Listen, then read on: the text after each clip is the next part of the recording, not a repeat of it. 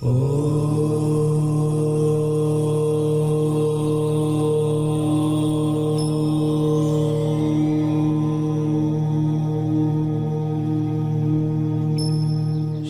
बार फिर से स्वागत है आपका हमारे स्पेशल प्रोग्राम हम और हमारी संस्कृति में।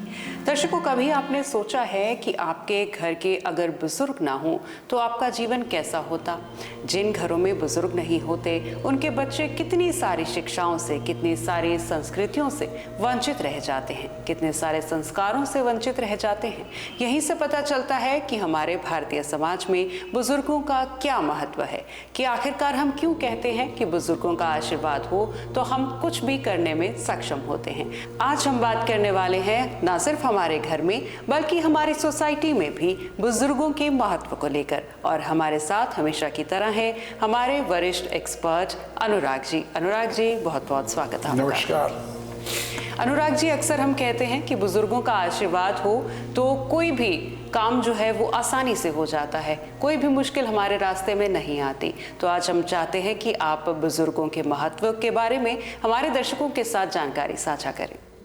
देखिए, हमारे जो बुजुर्ग हैं उन्होंने अपने पूरे जीवन तपस्या के रूप में लिया है और पूरा जीवन उन्होंने कठिनाइयों से, खुशियों से, गम से, सारे रिश्तों से एक अपनी ज़िंदगी को बड़े अच्छे तरीके से लीड किया है। जो हमारे बुज़ुर्ग होते हैं, माता पिता, दादा दादी, चाचा चाची, ये जितने भी हमारे समाज में रिश्ते हैं, ये आपको निस्वार्थ भाव से आपको एडवाइस करते हैं। आपके रास्ते की जितने भी कठिनाइयाँ हैं उनको दूर करते हैं। आज मान लीजिए आप अपने घर के बुजुर्गों के अलावा किसी से भी एडवाइस लेने जाते हैं तो हो सकता है उसका अपना कोई वेस्टेड इंटरेस्ट हो।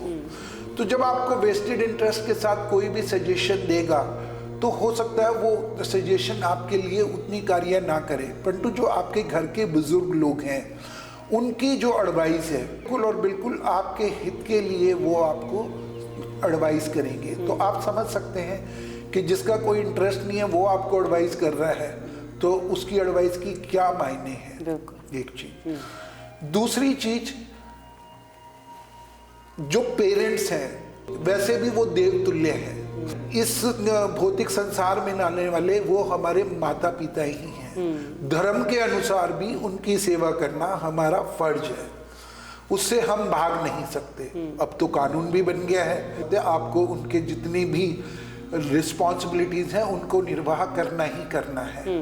बिल्कुल अनुराग जी, और ये भी बहुत सोचने वाली बात है कि हम यंगस्टर्स तो अक्सर सोचते हैं कि हमें ये चाहिए, हमें वो चाहिए। हम अपने पेरेंट्स से डिमांड करते हैं, अपने बुजुर्गों से, दादी दादा, नानी नाना से डिमांड करते हैं, लेकिन हम कभी ये नहीं सोचते कि हमारे बुजुर्गों को क्या चाहिए।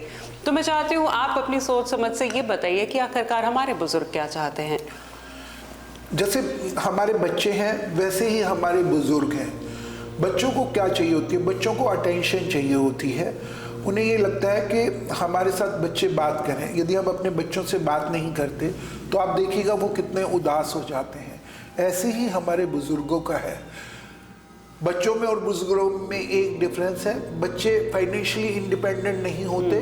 बुजुर्ग आज के समय में बहुत सारे इंडिपेंडेंट होते हैं। उन्हें आपके पैसे की और किसी चीज़ की ज़रूरत नहीं है, पर उन्हें अपना टाइम अच्छे से स्पेंड करने के लिए, आपके अच्छे से बात करने के लिए उन्हें एक अच्छी कंपनी चाहिए होती है। ठीक है, उनको भी मोटिवेशन चाहिए होती है। तो जो हमारा परिवार बड़े आराम से दे सकता है, जो हमारे बच्चे मतलब उनके पोते पोतियां हैं उनको हम उनके साथ कनेक्ट करें तो बच्चों को भी अच्छे से शिक्षा मिलेगी।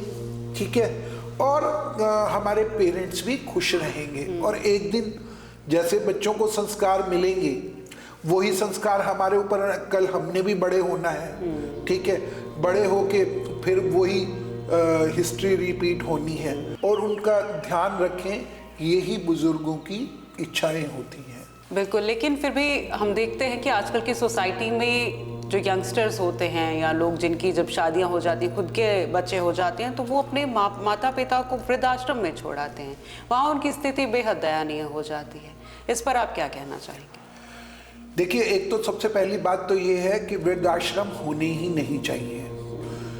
किसी भी सोसाइटी में वृद्धाश्रम होने नहीं चाहिए। उसका कारण है कि एक साइड में तो हम बात कर रहे हैं कि हम संस्कारी बच्चे हैं, तो ये हमारा फर्ज है कि हम अपने पेरेंट्स को अच्छे से ध्यान रखें। और एक चीज़ मैं आपको और इसमें ऐड ऑन करूँगा कि चलिए कुछ लोग तो वृद्धाश्रम चले जाते हैं, परंतु कुछ बच्चे ऐसे हैं जो अपने पेरेंट्स को ही घर में ही बंद कर देते हैं, उनके जीवन को नरकीय जीवन बना देते हैं।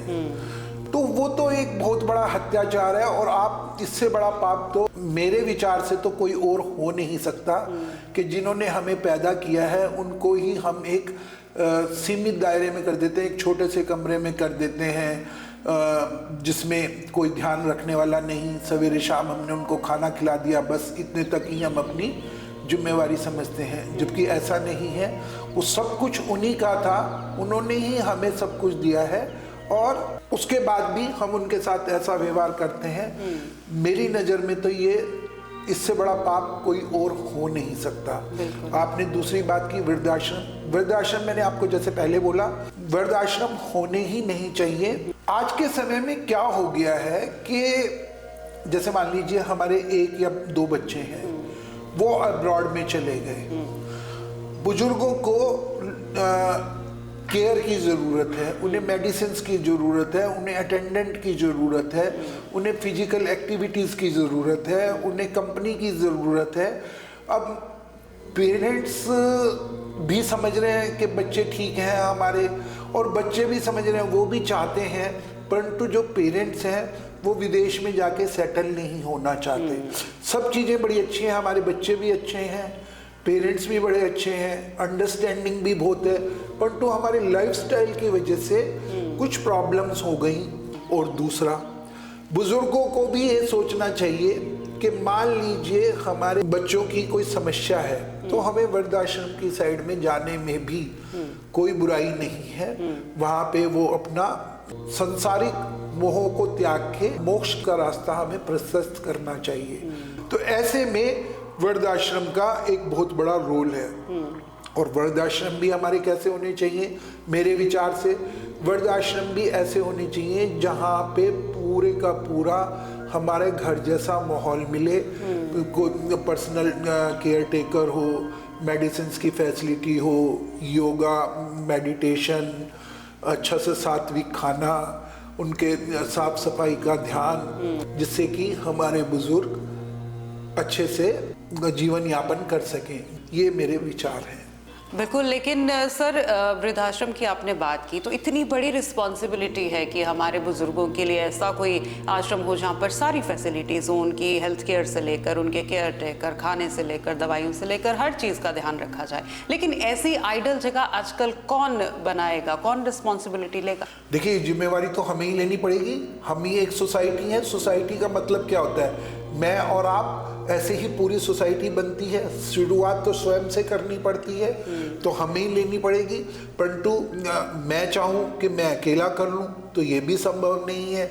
हम अपने सारे दर्शकों से अपील करते हैं कि यदि उन्हें लगता है कि ऐसा सोसाइटी में कुछ होना चाहिए, तो वो हमसे अप्रोच करें, अपने सजेशन दें, और इसमें क्या बेटरमेंट हो सकती है वो अपने विचार रखें।